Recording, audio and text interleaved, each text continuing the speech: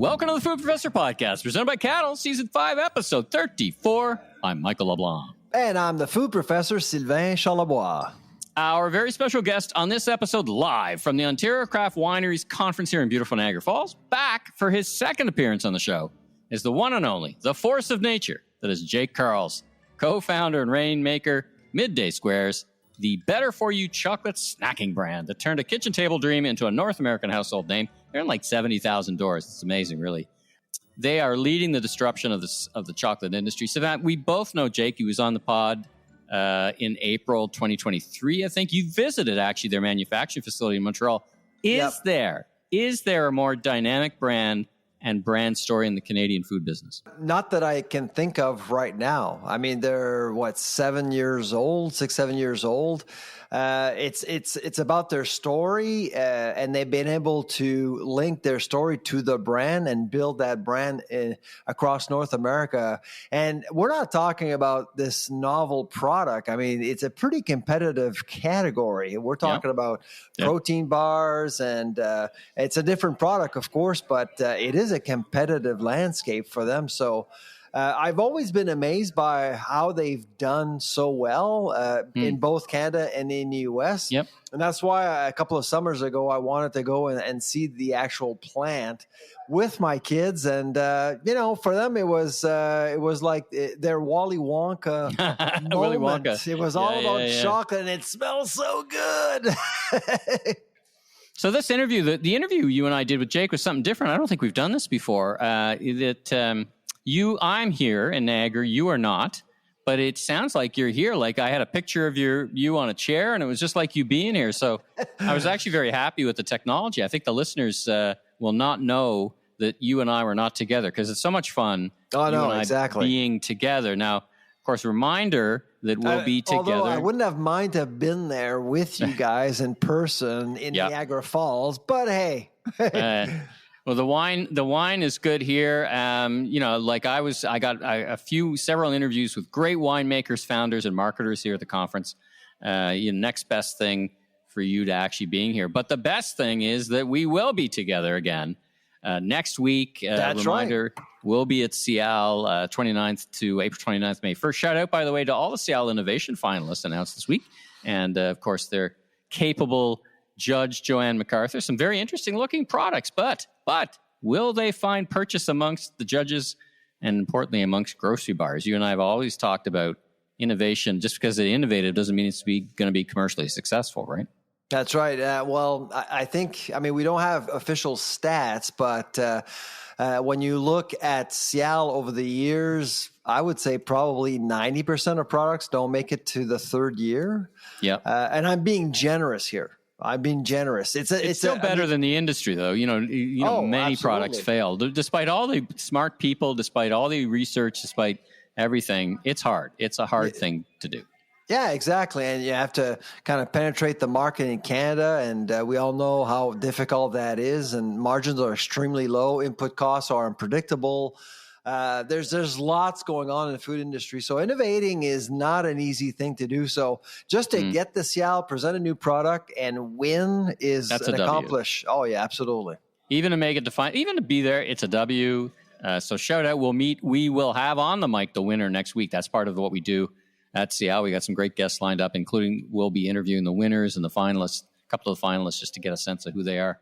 All right, well, let's get into the news. So only 3 more sleeps, if you can believe it, until Election Day coast to coast after a lot of energy. That's right. Debates, a lot of debates. The numbers have shifted a bit after shifting a lot.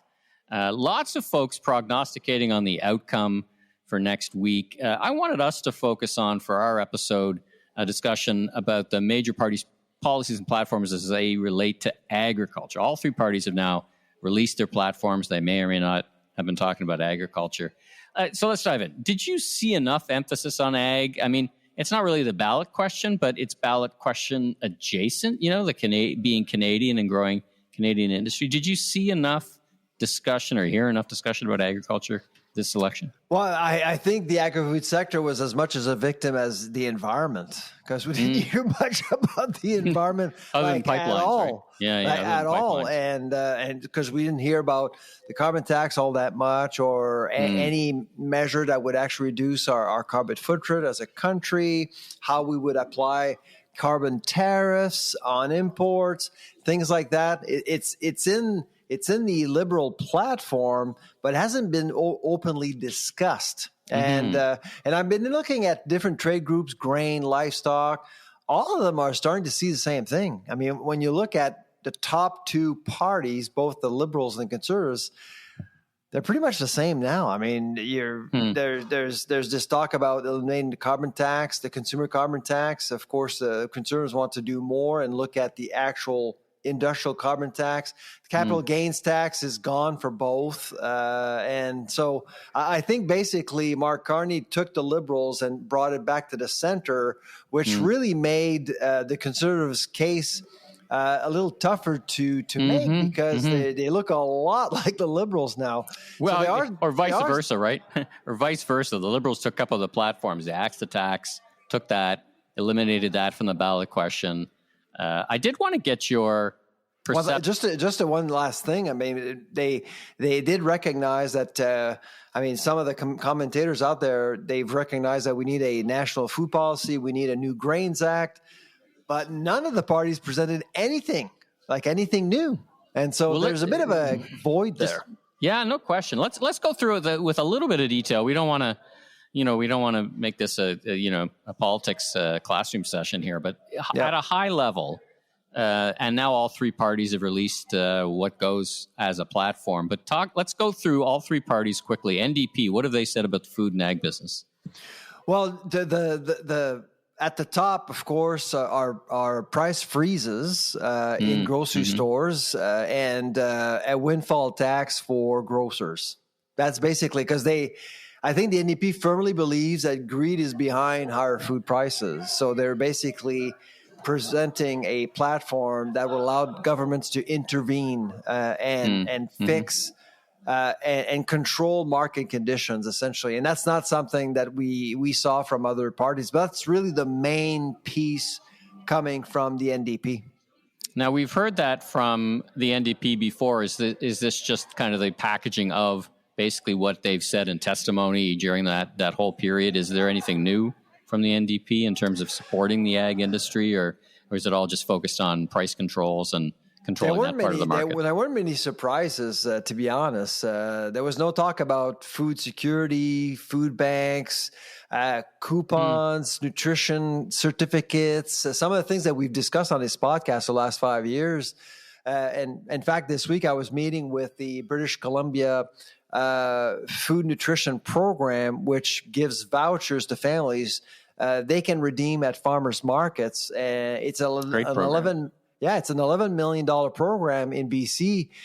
With little money, you can help a lot of people, empower them to cook, prepare food, connect with farmers and things like that. There wasn't any discussions at all. In fact, Food Banks Canada came out this week with a memo, with a press release saying, you know what, we need to talk about this. We have some issues here on both sides, supply and demand. We're getting more people to visit food banks, and we're having a harder time getting food to service people who are coming to us. And I can't remember. I haven't seen any party talking about this at all. Well, let's move to the Liberals. So we've already touched on a few things. I mean, the Carney, whether it was in the platform before, said, I'm going to axe the tax. I don't think he said that, but he said the consumer component of it. Your concern, and Mr. Poilievre's concern, was that it was not on the wholesale price. But what else? Talk about that, and then what else you saw from the Liberal platform, if anything. Well, I mean, the carbon tax, I'm not against a carbon market, and I think we should be looking at carbon markets. It's just the carbon tax is very punitive, and that's all it does, really. The industrial carbon tax remains. If the Liberals are to win, it will remain there, and that actually does impact throughput costs, anything that actually has to do with the supply chain. And that's the other thing that I was disappointed in, is that no parties have actually looked at infrastructure, ports, airports, railways. I mean, our systems are highly deficient right now, and we need more resilient supply chains. And we saw that last year with the lockouts, labor disputes. It's been tough for farmers, for processors, and again, I mean, let's face it. When you look at a one-issue election, and we all know what that issue is, it's tough to actually get in there and come up with new ideas. You know, it's funny because I've been watching the parties. Of course, I am a bit of a political junkie, so I just like the process. They make what they call announceables each and every day, right? Some programs, sometimes meaningful, sometimes not, sometimes connected to the main platform. I really didn't see any announceables, and I thought it would be an easy win. Here's how we're going to help agriculture help Canada be a superpower. But I didn't see much in the way of announceables either that would help. Did you catch anything from any of the parties? Not. The only party which dedicated its entire day on food was the NDP a few weeks ago, and that's about it. Of course, at scrums, when leaders are asked questions, they'll get questions about food prices. But last week, I think, was a missed opportunity for the media. They saw the 2.3 in inflation. They saw it as good news, but they never dug deeper, looking at the 3.2 and perhaps ask questions to leaders. Say, listen, I think there are some clouds on the horizon here. What is your plan? And they missed the opportunity. That was about a week ago. Well, it's funny because in my local riding, I came across he was knocking on doors. Peter Fonseca, who I think you know, right? Yes. He chaired. I think he chaired the finance committee. He knew you. He knew of you, and we were just chatting as he was walking, and I was walking the doggo. So, and I know Peter. He's been our representative. He's a great guy. But we were talking about inflation, and I'm like, listen, it shouldn't come as a surprise. These reciprocal tariffs are on food inputs, and they're going to lead to inflation. So, what are you guys going to do about that? Assuming that you're the party of record on the 29th of April, what do you think about all these things? Does that concern you at all? That we're not really thinking that deeply about what's driving that component of inflation? Well, politics are extremely difficult right now because I think you're dealing with a population that hardly understands the concept of tariffs. We've been talking about tariffs for a few months now. I think a lot of people still believe that when Ottawa implements tariffs, it's to hurt Americans. They don't understand it. It's actually hurting Canadians. Canadians are paying for these taxes, for these tariffs. And so hopefully at some point after the election, someone will sit down and say, listen, this is how things work. If we actually retaliate, it really will make your life, your food more expensive. That's the bottom. And that's what Loblaw said this week. You saw Loblaw's note this week. It was very appropriate. They came out and said, listen, we're dealing with counter tariffs. We're pivoting. We're sourcing food from elsewhere. We're putting T's on products. We're letting people know, doing a great job doing that. It's going to cost consumers money. You want us to de-Americanize the food store? You want us to actually retaliate? Fine. But all of that will come at a cost. Yeah. Yeah. We got to be either prepared to do that or prepared to be more innovative around what retaliation looks like, right? Exactly. In other words, there's other ways to go with this. Let's talk about the Conservative platform. It was just released Wednesday or Tuesday, kind of late in the game. I mean, the Conservatives have been very reticent, which is fine because they've been in the opposition. They're not really, their job isn't to release platforms, but they have finally released some platforms which seem, I don't know, I didn't see anything for agriculture stand out. Did you? No, I didn't. And the other thing that we heard are economists saying, platforms are unsustainable. I mean, between you and I, Michael, when's the last time you saw a platform of a party during an election being sustainable? And you don't mean environmentally sustainable. You mean economically feasible, right? I mean, these platforms die as soon as someone gets elected. I mean, that's the reality of it all. I mean, even though because of course, if you look at the Conservatives platform, if you look at the Liberals platform, both of them, they don't necessarily balance out, but it doesn't matter. I think what matters are the ideas within the platforms. Well, it's an interesting point because beyond the scope of this podcast, as I haven't said it in a long time, so get your shot glasses out. This is not a political podcast. This is not a political podcast, but as a tradecraft, as a tactician, to the degree anybody would ever listen to somebody like me, I would not have released a platform as from the conservatives. I mean, the bottom line, there's no need, no gain at this point. There are differences. There are differences between platforms, but they're not necessarily related to food. They're mostly related to people's ability to pay for food eventually. So, and that's why we can't really go there, because if you're thinking about economic growth, obviously all parties have a different point of view. Yeah. And so, which is good. Gives the electorate, we, you, me, we've got a choice. And actually, many of us have already made that choice, right? I mean, I haven't voted in the advanced polls, but it's looking like record turnout, which is great for democracy. It's great to see people are making a choice. They're definitely motivated. So here's my wish, and maybe you'd echo it, is that, if there's a high turnout, there's a high interest, that the winning party really buckles down and addresses some of the big problems we've been talking about: productivity, turning ag into a superpower, right? From our lips to God's ear, so to speak, right? If you had a wish to make, and we could talk about this next week when we know who takes the crown, but what would your wish be for the winning party? What would your first kind of priorities be in the world of ag anyway? Would it be infrastructure? I'll go on a limb here. I wish that the voter turnout will be 75% up. That's what I wish. And to me, that makes it a legitimate government. Doesn't matter what color. I don't care. If 75% of Canadians actually go out and vote, it's huge. It'd be huge. It's perfect.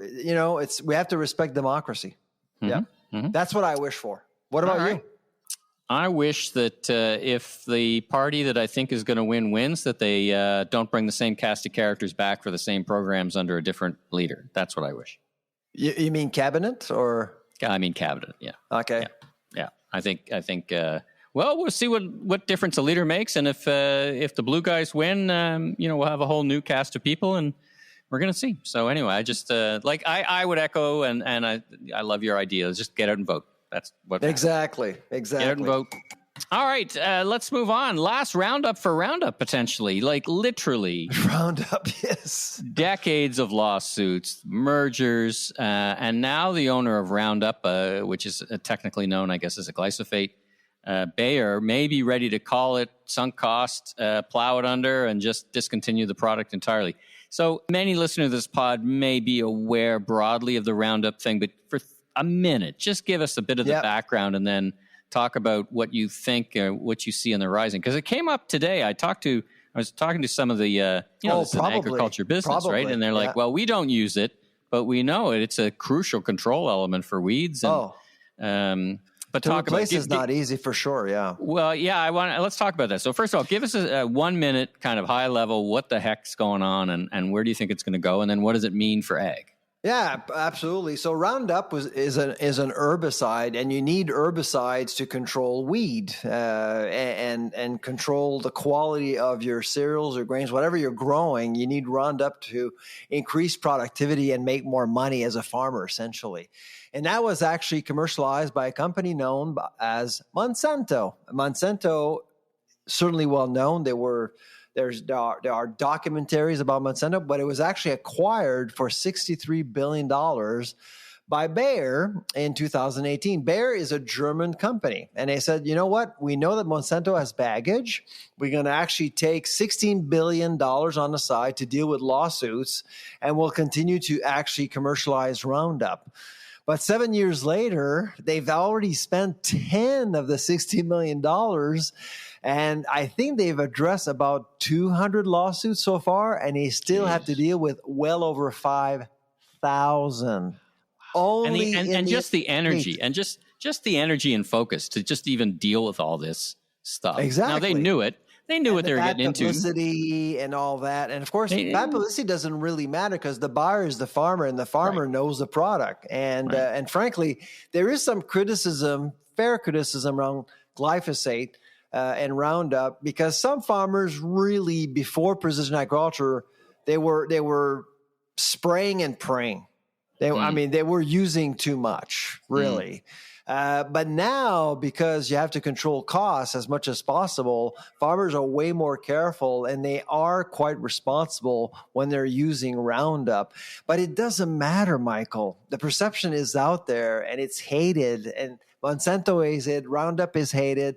Lots of interest groups have made this an urban-centric issue with golf courses and municipalities banning Roundup. If you could, just for 30 seconds, what like, as I understand it, there's a school of thought that glyphosate Roundup is a carcinogen. Glyphosate. Glyphosate. That's right. I'm going to have to be pronouncing some pork producer next and get that right. But glyphosate is a deadly product. Now, as I understand it, there's not a lot of... Well, it's deadly if you use it too much. So if you use it responsibly, talk about the science. Talk about the science. Yeah, that seems to be the issue, right? The thing about science is that we've seen some interest groups basically promoting studies that suggest that glyphosate causes cancer, but a lot of these studies have been debunked. But it doesn't matter. People will believe what they want to believe. Now, it is classified, I believe, 1A, which is a category that is managed by the World Health Organization, suggesting that glyphosate, along with processed meat and other products, as possibly cancerous. Not cancerous, but possibly cancerous. Like bacon. It's as like deadly bacon. As bacon. It's as deadly as bacon. That's right. So we need to keep things into perspectives here. The problem for Bayer / Monsanto is that they're going to have to dole out a lot of money to get rid of all these lawsuits, and there are some in Canada, and they're starting to wonder, you know what? Let's cut bait in. Yeah, it's not worth it. And so instead of actually fighting the system and fighting, let's develop a new product that will be socially and economically acceptable and change the name. And I think that's what happened this week. And I think it actually makes sense no matter what you think about glyphosate and Roundup. Interesting. All right. Well, we'll keep an eye on that. This is a very important issue for ag farmers and, of course, for homeowners, right? They can. Well, I did write an op-ed about this for Post Media, and it's one of those sleeper topics. Nobody cares because there's an election going on. But I actually did get 5 or 6 farmers writing to me say, Sylvain, thank you, because we're absolutely worried here. If we don't have Roundup, what are we going to do? Yeah, they have no idea. Interesting. Well, speaking of stuff that people may or may not want the government to nanny state out of existence, let's talk about food dyes in Canada. So we're seeing some food dyes. Was it red number 7 or whatever it was being... red number 7 is to die for. See what I did there? I love what you did there, man. We got to get back to more puns. We're a little pun... exactly. Pun deprived. Anyway, I saw all the right. Lion King in New York City this weekend, so I was inspired by that line. It was very good. It was very good. So, what do we make of this issue in Canada? I mean, it's kind of connected. There's no, as I understand it, there's lots of Google science that red number 7 is not good for you, but there's very little clinical evidence. Have I got that right? Well, so yes, there are some studies out there suggesting that red dyes or dyes, petroleum-based dyes. Let's actually create that category: petroleum-based dyes, which would include red number 40, red number 3, orange B, citrus 3. So all of these colorants are petroleum-based, and there is some research suggesting that these dyes can actually generate some behavioral problems amongst children. And I actually been reading some of those studies, and the correlation is pretty strong. And so Robert F. Kennedy, with his Make America Healthy Again, is saying, you know what, let's actually get rid of all these things and ask the food industry to eliminate all that by the end of next year, essentially. And so do you think sometimes there's often repercussions in Canada, because if you're going to eliminate it from a breakfast cereal, you might as well do it for both sides of the border, right? Is that what you're thinking? So there are many dyes that are already banned in Canada, but red dye 40 and red dye 3 aren't yet. But there are restrictions in terms of the amount you can use as well. So there is this recognition that perhaps we can't use too much. But I mean, to put things into perspective, you have to eat a lot of dye as an adult to actually start getting some effects, basically. So I wouldn't be worrying too much. But again, we have perceptions and we have science. Science is really just a suggestion. How people perceive risk is something that is totally different, and sometimes it's not scientifically based. And so regulators and policymakers have to think about how people see, some of these products. What was really interesting to me is that Robert F. Kennedy made the announcement on Easter Monday, the day after kids, lots of Americans, ate probably lots of red dye 40 and red dye number 3. And lots of it bouncing off the ceiling. I remember M&Ms, Skittles, you can think of all of the bunnies out there with eyes, and that's all dyes there. Yeah, absolutely. Well, let's take a break from the news. Let's hear from our generous sponsor, Cattle, and then we'll get to our shot of espresso enthusiasm and energy. Oh, yeah. That is Jake Karls from NDS. Does your digital customer engagement strategy need a serious upgrade? Enter Cattle, Canada's consumer insights powerhouse with the largest, most active panel of everyday shoppers.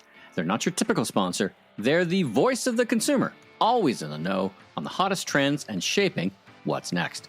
So why Cattle? They go beyond consumer insights. They're trailblazing the future of ratings and reviews and leading the charge in user-generated content. With unmatched syndicated receipt data and the ability to gather reviews across any category, Cattle partners with giants like Walmart and Canadian Tire to deliver results that count. Visit askcattle.com now for an exclusive The Food Professor podcast listener discount on your first review or research campaign today. That's askcattle.com. Jake, welcome to the Food Professor podcast. We're here live in person at the Ontario Craft Wineries Conference, VQA Wines. Amazing to see you, my friend. How are you? Oh, it's awesome. It's also fun to do a podcast. We're in a convention center and everyone's watching us. I know. It's like we're and you can hear Sylvain. So I got a picture of Sylvain. Right. Imagine a picture of Sylvain on a chair beside us. Sylvain's in Halifax. You and I are here in Niagara Falls. Beautiful Niagara Falls. Yeah, well, listen, you guys are in Niagara Falls. Michael, you're with the famous Jake in Niagara Falls. I wish I was there for sure. Yeah. The only thing wrong with this scenario here is you're not here to enjoy Jake's company because he's such a great guest. Last time you were on, spring of 2023. So wow, we want to catch up. You guys move at warp speed, so there's probably lots and stuff to talk about. But let me kick us off. So just in case. It's hard to imagine a lot of people don't know who you are, but just in case, tell us who you are, what you do for a living. So I'm 31. I'm Chie. recently married to a wonderful woman. Married. I love her so much. Right. Shout out to Melissa. But yeah, I'm 31. I've been an entrepreneur for 11 years, swinging and missing. I've had 2 businesses prior to the one I'm doing now. And what I've learned is, the one who stays in the longest and can withstand an immense amount of pain and pressure usually wins the biggest. And the current business I'm doing is with my sister and brother-in-law, which is called Midday Squares. We're a chocolate bar company. We make better for you chocolate bars that have a little bit of protein, a little bit of fiber, made for your perfect afternoon snack. And we built a fun brand by basically just being unapologetic, having fun, building out loud, and telling the story of what it actually looks like to build a business behind the scenes, showing you therapy, breakdowns, milestones, all the stuff that businesses are scared to show. Lawsuits by big CPG companies. Yeah, but you know what? I think it's fun. But you know what? What I've realized is it's 2 things. It's been a lot of fun, but the hardest part of this business is we actually have to build out a manufacturing plant, which I think Sylvain's come by, and it's really hard. That part is pain every day, every single day. Well, you guys made a very conscious decision. I remember, and Sylvain, you've been to the plant, so I want to tap into your insights, but. You guys made first of all, the plant's located in La Belle Provence. La Belle Provence, oui. Montreal, Quebec. Montreal, Quebec. And you guys made a conscious decision pretty early on because a lot of small entrepreneurs in the food business would go find a co-packer or find someone to make their product for them. But you guys had this epiphany for a Midday Square, which was like a category creating thing, basically. But talk about that decision about we're going to go on our own and we got to go on our own. And that's going to be probably a key to success, would you say? Now it is. I tell everyone, be very cautious about building your own manufacturing plant. It's something that I've never experienced in terms of pain and hardship, but it's also been probably one of the best decisions we've made. And when we first started, we didn't want to build a factory. We actually want to co-manufacture our product. We were making these in our condo kitchen, hand making, 50 bars per day was the maximum. And then we'd hand deliver them at night. And we went to 26 different co-manufacturers, and there's a lot of great ones in Canada, some of the best bar manufacturers in probably the world. And we went to them, and we went with the midday square. And when they made it, it wasn't a midday square anymore. It was very different. The formats were different. The textures were different. The ingredients were changed. So my sister, being as crazy as she is, she's like, absolutely not. We are going to build our own factory with no experience. None of us are engineers in terms of that space. None of us have built a manufacturing plant. None of us have been in the food space. And I looked at her and I said, "Are you out of your mind?" And she's like, "A little bit, yeah." She's sure. like, "We'll figure it out." I think she said, not a joke. She said, "If we could land on the moon, then we can make a chocolate bar factory." And I looked at her and said, "Okay." That's a fair point. Yeah, but then seriously, why wouldn't you have your chocolate factory? It smells so good in there. It does smell good. It's very potent. And by the way, when we were making them in our condo kitchen, how come you're so thin? You're still thin. I'm jacked. No, I'm kidding. I love working out, biceps only though, but no legs. If you look at my legs, they're quite thin. But no, when we were making them in our condo kitchen, the condo almost kicked us out. They said, "You can't have a chocolate factory in this condo," because the potency of the smell was rising, right? But we ended up making the decision. We built the factory alongside engineers across all over. And there are a lot of it's custom made. So 70+% is custom made machinery. It now produces over 130,000 bars per day, which we can increase it as we get better and more team and more bench to the roster. And you had to make a decision. I'm just thinking back to our first interview around format and size that almost tipped you over, right? And it's refrigerated, which is another thing, which is a big deal.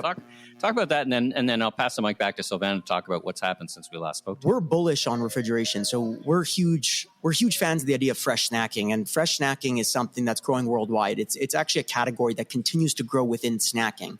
And what's exciting about the times is that it's new. So basically, during the new times, is they don't know, the retailers might not know where to place you. That's a challenge, right? Yes. Where does this refrigerated product go, right? Yeah. Is it next to the milk? Is it next to the produce? Is it next to the grab and go in the front of the store? Where do you put it? And that's been our hardship in terms of working with retailers to explain to them and help them understand why it should be placed in grab and go, or where it should be placed in the front of the store where it's impulse purchasing.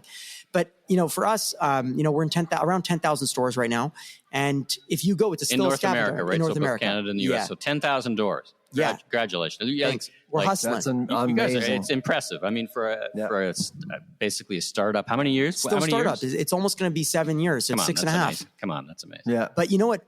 I think the beauty of this business is we took a category and we leaned into it. And basically what we did was we used social media to help consumers find the products. We did things that were different ways of communicating to get the message across. That way we de-risked this for the retailers. They basically had consumers wanting to buy the product, even though it was a new category. Exactly. And it works. And we'll continue to do that across North America and then hopefully internationally.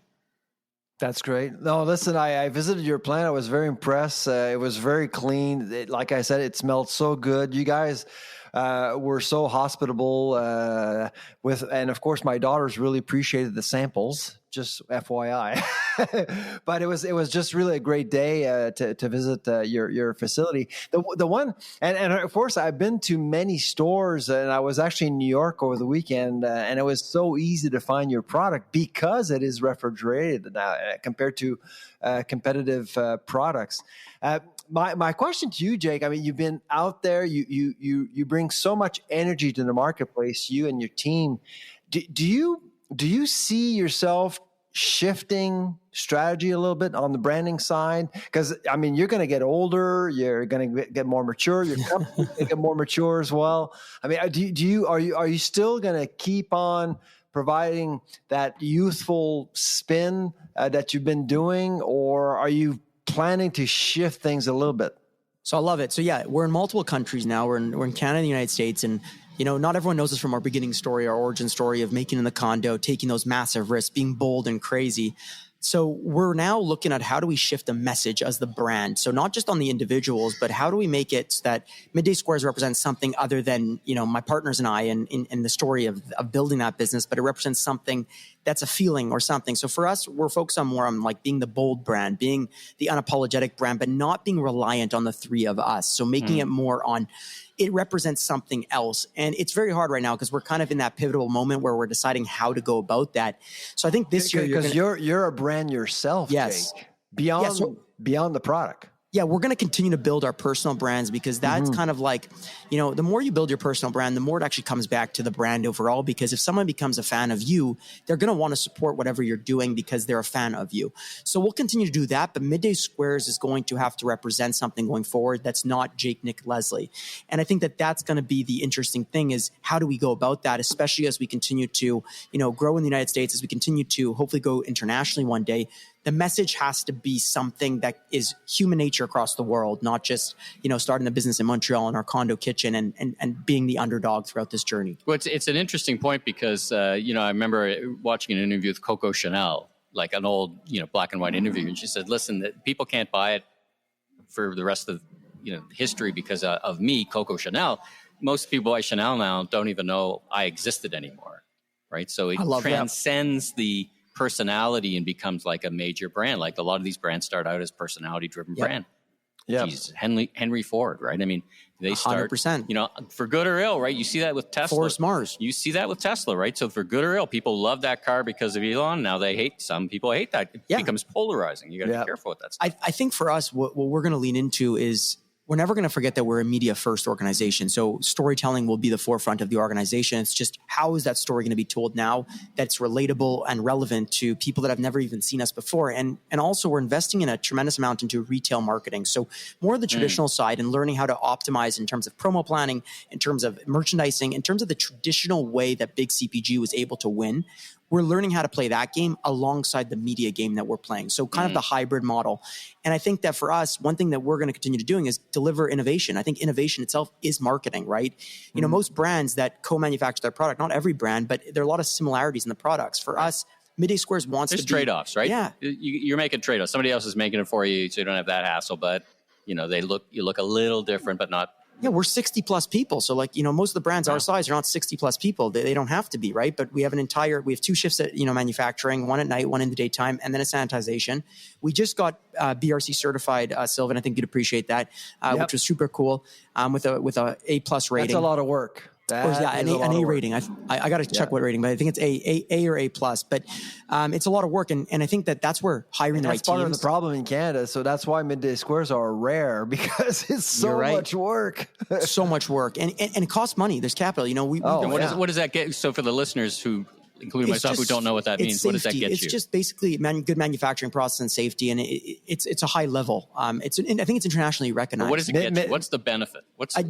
From traceability and manufacturing, it also makes me sleep. To the retailers, respect and quality. Don't you want to have the highest quality, food manufacturers or beverage manufacturers, especially if you're consuming those products, right? So our team has worked extremely hard on that, and again, that's where bringing in good team to actually help you execute this has been a game changer for Midday Squares. The last year has been out hiring a tremendous amount of different people in their expert fields to bring them in. And that's helped Midday Squares actually grow and become more mature, as Sylvain would say, because he said mature before. We're moving into that scale where we're going to the next chapter of the business. And it's exciting and scary. That's cool. The R&D process likely has changed at Midday Square. How do you foresee your R&D process in the future? I'm sure you're thinking about new products all the time. And so how do you do that? How do you get inspiration these days when it comes to new products? So for sure, innovation, R&D is probably, should be the forefront of a lot of organizations. For us, I believe it is. We have someone named Joannie leading the department, and she's doing it alongside my sister, who was the original creator of the Midday Square. And, for us, we're continuously working on the current flavors, so the current SKUs, and continuously improving them, whether that's different supply chain stuff, different ingredients, different form factors. Cost of chocolate's going up, man. You got to figure that out. Huge crisis. So we're actually launching a chocolate product at the end of this year. It's huge. It's a brand new innovation that has nothing to do with the current line of chocolate bars. So it's actually a non-chocolate product. It's delicious. It's indulgence, and it's coming out, and we're now testing on the machines. So again, this is the critical part. How can we get our machines to make a new form factor that was brand new in terms of innovation? So this process is taking, Sylvain, over a year and a half to just execute. But again, we get to go to the point where we're not a Me Too product in quotations. We're not a copycat. We are our own product. So when you bite into it, it's a midday square product. It will process that to your brain. I think a lot of brands can't do that because their form factors are dedicated to the machines of the co-manufacturers or the structures that they have, right? But there's pros and cons. The cost, we're fortunate to have gotten investment from Investissement Quebec, which is a great program for infrastructure debt, which if we didn't get that, we were screwed. They helped us, debt finance our facility in Montreal, and we're about to put an expansion into it that will hopefully create about 3 times output. So more jobs? Yeah, more jobs, right. And go from 65 million max output in terms of revenue per year to hopefully 225 plus. Wow. Out of Montreal in that same facility, Sylvain. Yeah, I was just going to ask because I went to your facility in Dorval, and do you think you're going to outgrow that space at some point? Because I think you will eventually. No. So 100%. So we already took the space next to us as well. So since you've been we've expanded, and then the last part. These guys move fast, Sylvain. We have no choice. You think it, they're doing it, man. They're one step ahead. It's the youthfulness, no. But no. So we're expanding. So we took the space next to us for warehousing. And then now we're looking at how can we put another line in the current facility and what happens to our office space. So does the office space go somewhere else? That's going to be the next step. And this is going to be in the next 20 months. So it's a big moment. It's a big pivot. It's a big stressor for our brand. But at the end of the day, we want to build this to be the, one of the most trusted afternoon snacking businesses in the better for you space. That's our goal. That's our mission. Yeah. So we need to expand. We need to take those risks and be bold. We have, since we have you on, I mean, we have to talk about what's happening right now with the U.S. With tariffs and everything. So what are your thoughts on that? Because I've seen you in the news. You made some comments. Your company has made comments. I just want to ask you, how are you guys feeling right now? How do you foresee this quote unquote trade war that we're in, and how is that impacting your business? So we're fortunate to be part of USMCA compliance, which is a huge, great trade deal for products like ours and other products, and that's been huge because so we haven't been totally affected by it. That being said, we are investing in our current facility in Montreal. We're expanding it, so we've decided to build that out for expansion, and that's going to be about 20 months. Over 50% of our business is in the United States and over 50% in Canada. So, for us, we need these free trade agreements. I think it's critical. Our U.S. partners have been phenomenal and our Canadian partners have been amazing. So for us, we're banking on the free trade agreement continuing on, and that will be something really big for us. But right now, everything's manufactured in Canada, and we just put forward that expansion, that proposal. So we're excited to see that go through because that's going to take about 20 months. And once that's done, I think that we can start pressing on the gas of growth. Fantastic. I guess your biggest stressor then is the cost of cocoa. I mean, I was just going to ask about the cost of inputs. Yeah, it's 4 times higher than last time you went on our show. You came on our show, so. That's the biggest. Are you charging 4 times as much now? No. The midday square? No, we're not. We're definitely not. But one thing that we did is cocoa has been our biggest problem in terms of the last, let's say year and a half or so. Yeah, anyone that has it as part of their ingredient or supply chain, it's really affected them. And for us, it ate away a lot of the margin growth that we had, that we worked so hard to build. And it put our company, we were originally profitable, and then it brought us to the negatives real quick. And so what we did was 2 things. Number one is we started to look for different ways to source it. So can we go directly to farmers across the world and find cocoa at maybe a better price point and a better secure and supply chain? That's number one. So my partners traveled the world and found different sources of cocoa, which is something that's going to alleviate some costs. Exciting. Yeah, that was exciting, but it took time. They almost got actually got E. coli when they were in South America. They almost died, but they got the cocoa. And they met God. You guys. But they met amazing farmers. We came back with the cocoa. And they met amazing farmers, which is super cool. Yeah. The second part is we're launching non-cocoa products. So to diversify out of just being on a single commodity. Because when you have 35+% of your output within the ingredients being cocoa, that goes up 4 times. You're screwed. Your whole business could collapse. I guess the only good news, if you can call it that, is that so is everybody else. I mean, you're in, the whole category is shifting. and everybody's making different decisions. But it's not like you're in your discussions with the retail buyers, you're like, oh, we've never heard this, that cocoa's going up. I mean, it's a legit thing, right? So there's a bit of room. Do you experience that little bit of room for like, we know your cost is going up, we'll take a bit of price? Yeah, we didn't even increase price. So we did an increase of price, 2.5 years ago when the initial supply chain crises were happening. But for right now, we're innovating on the product side. We're innovating on the supply chain side. And we're trying to secure our entire supply chain. What this taught us was not just about cocoa. It taught us to get better at our supply chain and be really on the ball all the time. And I'm grateful that we went through this because it took our team to work through this crisis to get really good at what they do on this stuff. So we're excited. We're launching the non-cocoa product. There's going to be a whole line dedicated to that. So you'll be a balanced of the cocoa, but we still have our midday squares, which is cocoa products. Core of the line. And we're learning how to bring in cocoa from different areas and get it processed and, from a different perspective. And it's cool. We're still fair trade, which is kind of great. And last but not least is, for us, we just, what's crazy about these crises is they come on. It was an unknown crisis that came for everyone. And, one thing that we want to do is not raise prices because that's hard. The consumers are going through a hard enough time. I'm going through a hard enough time. We're going through a hard enough time. We don't need to pass price right now. Yeah. Well, let's wrap up. We're here once again. We're here in beautiful Niagara Falls at the Ontario Craft Wineries Conference. What are you doing here? You're not a wine. You're not a wine seller. What are you doing here? I do like wine, though. I do like wine. You guys didn't run into each other just by coincidence? When I saw him, I gave him a big hug. I gave Michael a big hug. But we're here because I'm the closing keynote for the conference, and I think what's cool about that is it's not going to be about wine. It's going to be the only conversation, I believe, not about the industry itself, but about the ability to storytell and the ability to make noise and why that's relevant for any brand, any industry, any service, any even a podcast. Attention. We talked about being, the Seth Godin. Yes. Be remarkable, literally to be remarked upon. I can, as I'm reflecting on what you're saying, there's so many lessons you can teach these small entrepreneurs as well, right? I hope they leave with this is start sharing your story loud and proud and don't worry about the judgment or the laughter potentially. The story is one of your most powerful assets you have other than your innovation or your product. It's the ability to communicate with consumers across anywhere, right? And I hope that they leave with sharing their story or at least taking the initiative to start wanting to think about how they should share their story. And that's what I'm coming in hot. And then tonight I go right to Toronto from here at 6 p.m. to another speech to e-commerce brands at 8:15 p.m. So hopefully I make it. And then in Niagara Falls? No, in Toronto, and then Vancouver tomorrow. You guys should be at CHFA in Vancouver. It's a big trade show for the Canadian Health Food Association, and you guys. It always conflicts with Seattle. Oh yes, right? Seattle. So that's right. Yeah, so we're at Seattle every year. Next week. I'm going to be at Seattle next week too. We should all hang out. We'll Absolutely. Be here. Hey, come and see us in the bubble. I'll come in hot. I'm going to yell, scream, get you dancing. If I come see you, here's the promise. You guys got to get up and do your favorite dance move for me. All right.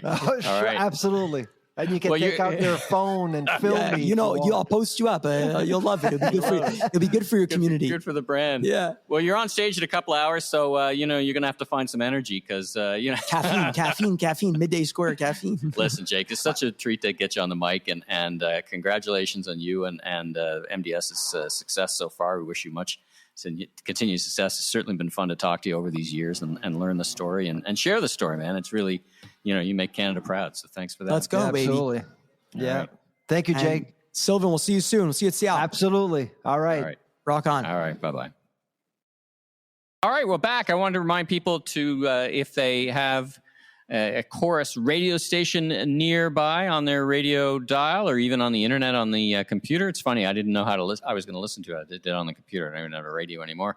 Dial into our new radio show, Bite Size. We are focusing on explaining the issues that we talk about today, for example, but more to consumers because really we're talking to you, the trade, but we kind of say, okay, how do we explain this to what consumers will be talking about policies, and we'll be also lifting up another great maker. I know the one I'm going to do tomorrow because it's here's the hint, it's going to be connected to politics. That's all I'm going to say.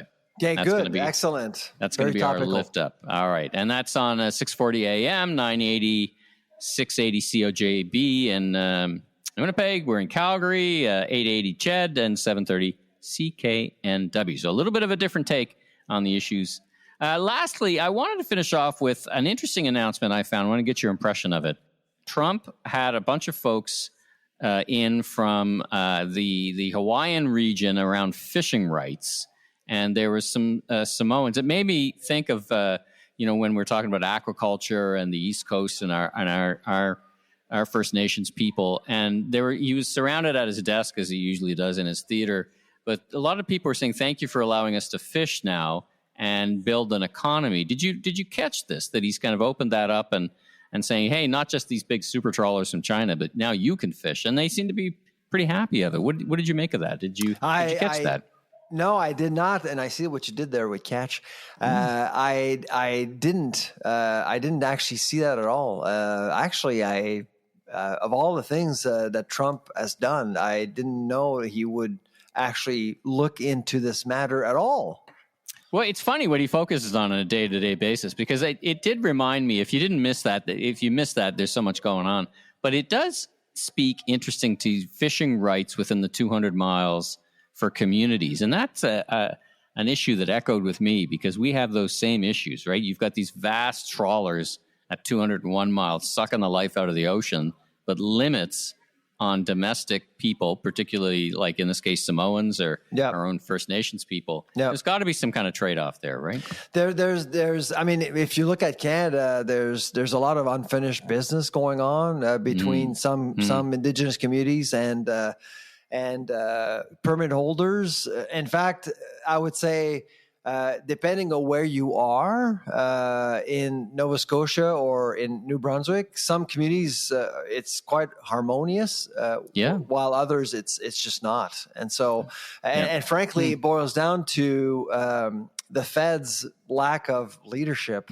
They haven't really come in and define what a viable livelihood looks like for Aboriginal communities. And so I'm not suggesting that there's some abuse out there, but there's just a huge gray zone for everyone. And the DFO, the Department of Fisheries and Oceans, should provide some leadership eventually. Hopefully with the new election, with the new government, we'll see more of that.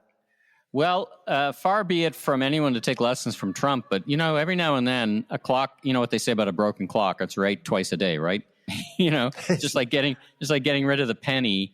That struck me as something that was a good thing in and amongst all the other things that go on in that administration. That's right. So anyway, something to watch. And well, there's so much noise right now. It's hard to find any small nuggets that's going on that actually would be meaningful. Yeah. Meaningful and positive, because, if nothing else, and there's lots of else, he is a change maker, and sometimes every now and then he seems to get that right every now and then. So exactly. And frankly, based on some of my exchange on X with RFK, just going back to the dye issue in the United States, it appears as though RFK's agenda to make America healthy again seems pretty popular. I mean, people seem to be very receptive to what RFK is trying to do here.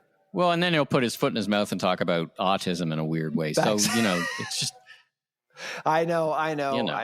But with his clean label agenda, I think his clean label agenda actually is worth something, and I do think it will impact Health Canada. And frankly, I know a lot of businesses will see what's going on in the U.S. and say, "I'm not managing two production lines." Right. That was my point. Right. I'm going to get ahead of this. I see what's coming.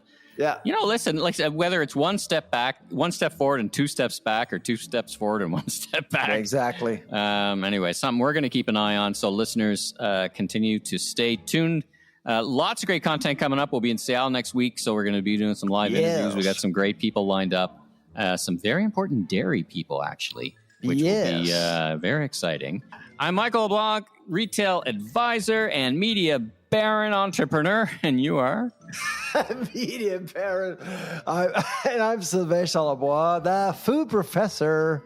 Safe travels, everybody. Hope you're not laughing as hard as me as he is. There you go. Take care.